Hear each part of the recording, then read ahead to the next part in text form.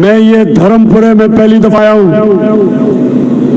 मेरा दोस्त, मेरा क्रिकेट का पुराना साथी, दुनिया की तारीख में एक ऐसा लेग स्पिनर जो शायद ही उसकी कोई मिसाल हो, मैं अपने दोस्त अब्दुल कादिर को आज खराज तहसीन पेश करना चाहता हूं।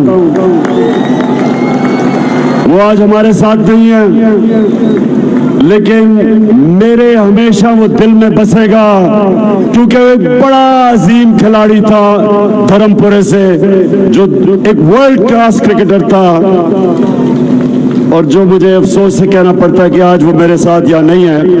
लेकिन जब मैंने 26 साल पहले सियासत शुरू की, 26 साल पहले, तो जो वो चंद लोग जो मेरे साथ शुरू हुए थे, और वाहिद खिलाड़ी मेरी टीम में जो मेरे साथ पहले दिन से था, वो अब्दुल कादिर था।